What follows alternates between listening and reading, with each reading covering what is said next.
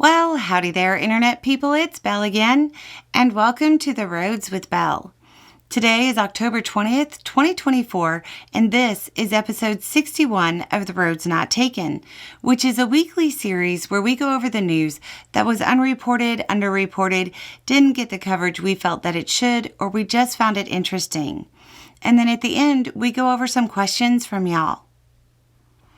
And today is October 20th and Community Media Day. And on this day, in 1803, the Louisiana Purchase was ratified by the Senate. Okay, on to the show. In foreign policy, Cuba suffered an island-wide blackout due to a grid failure. There has been trouble restarting, but they are currently making slow progress. A hurricane is also forming up and moving in the direction of the island. Reports of North Korea troops being trained to deploy to Ukraine, or perhaps already deployed, are starting to be taken seriously by officials in the U.S. government. Expect more official statements this week. In related news, heads of state from the U.S. and Germany have indicated the aid will continue to flow to Ukraine. It was clear they were talking about in the event of a Trump victory. B-2 bombers were reportedly used to strike weapons depots in Yemen. The use of the bomber, which is generally reserved for incredibly specific situations, is being seen more as a message to other countries than anything else. The leader of Hamas was killed in an airstrike.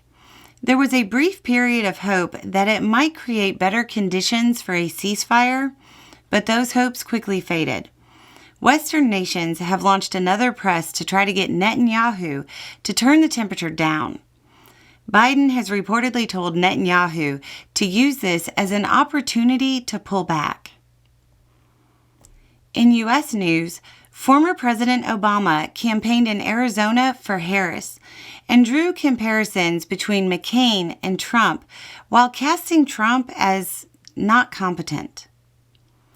Republicans have launched a campaign to curtail the votes of Americans overseas. You know, like the troops. This is going to be a big story this week, I'd imagine. But the short version is that they're going after the Uniformed and Overseas Citizen Absentee Voting Act. A new report from Democrats in the House suggests that Trump hotels overcharged the Secret Service during his term in office. Are you shocked? I would be shocked. Not really.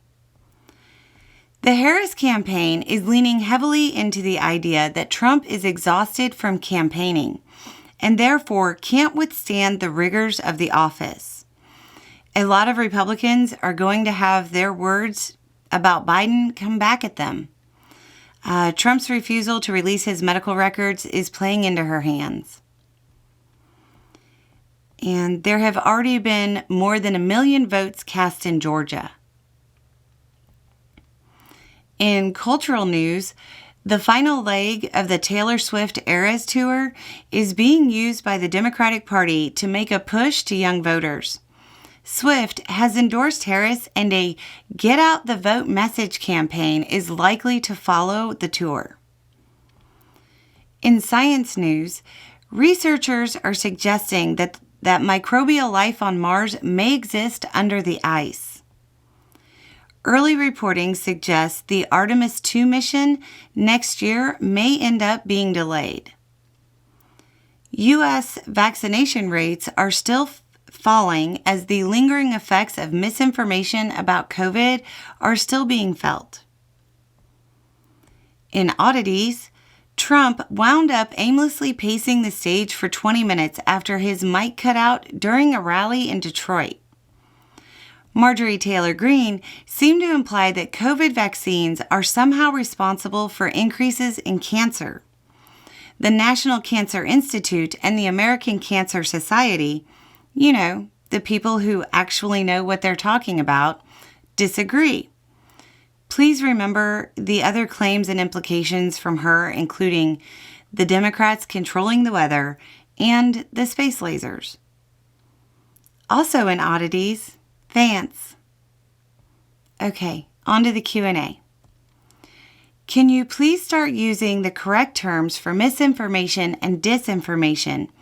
One is intentional and the other is not. We can't just call it disinformation without being able to demonstrate that it is actually intentional. I'm still learning a lot from this channel. New in the last couple of years, seems the typically loudmouth MAGA cast of characters have been eerily quiet.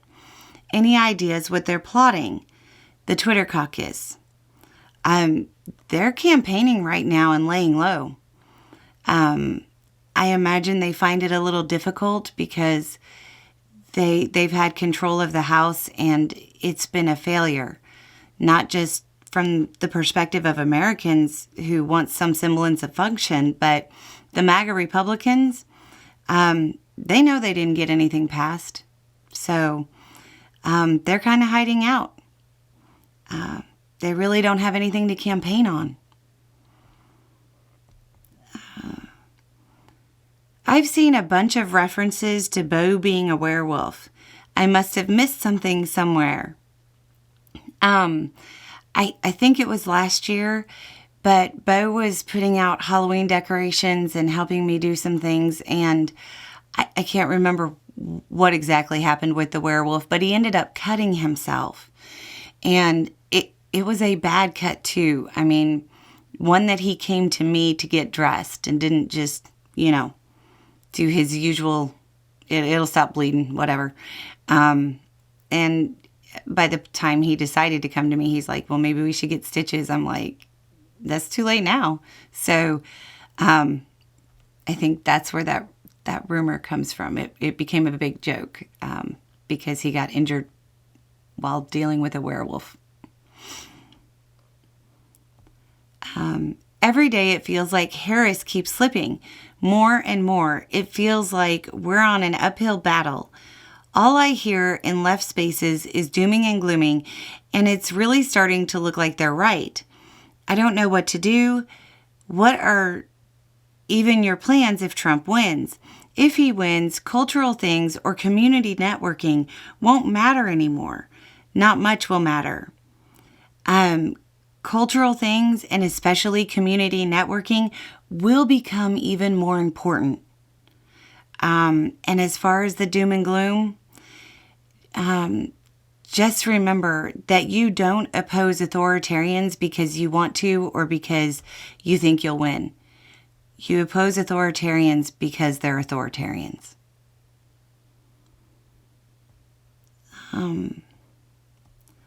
I've been watching and enjoying your Halloween videos on roads, but they leave me with a nagging thought. I hate holidays. Holidays, anniversaries, even birthdays. Basically, any date we ascribe meaning, spirit, or hopes to. I understand the impulse, and I wouldn't dare tell anyone to live those values year-round instead of for just one day, because I sure don't. But holidays create expectations that can lead to disappointment, and I have an avoidant anxiety disorder. So I spend this whole half of year vaguely resentful at pretty much everything and everyone around me. I turn into a grouch. Do you have advice for someone dealing with a world bent on celebrating when they personally just cannot? Thank you. Sorry for besmirching your favorite season. I know.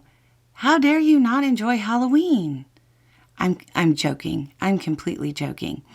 Remember, you don't have to celebrate, and you can pick and choose what you want to participate in. And think of something you enjoy and most others don't, and try to view it through that lens. You probably don't try to force them to participate, and most other people won't try to force you to participate. At least hopefully they don't. I mean, we should respect one another and our boundaries. And if they do, well, think about the way you would deal with somebody trying to guilt you into doing anything you don't want to do. There was a message or two asking us to let people know about a listeria outbreak in ready-to-eat meat. And I will try to remember to put that link down below.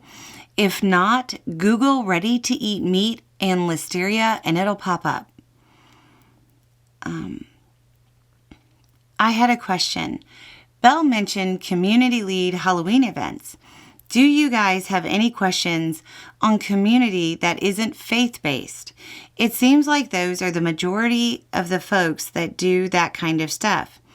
I don't have anything against religious folks, but I'm not religious and I would feel weird going to something organized by a church. Going to a Christian thrift store got me feeling like I'm going to get hate crimed. It all depends on what your community is, like where your people really are, you know? An example, I have kids and we go to sporting events and we play sports. So we have a rec center and parks and recs. So they do things and you can help form groups that way. Also, your community library may have something and you may be able to build there. And if you're part of a gaming community or something like that where you can organize and get more people together. And you could do it with just about any demographic, no matter how small, and you can build on it.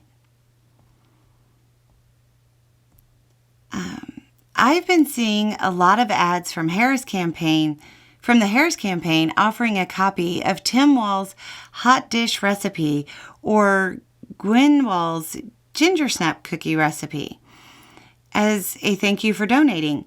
I guess it's a little hokey, but I thought it was a fun idea. If you were running for office, what personal favorite recipe of yours would you offer as an enticement for donations? And if time allows, can you share it with us? I would tend to go more toward comfort foods, and green bean casserole is definitely a comfort food for me. And I mean, that's pretty simple. I like French cut green beans.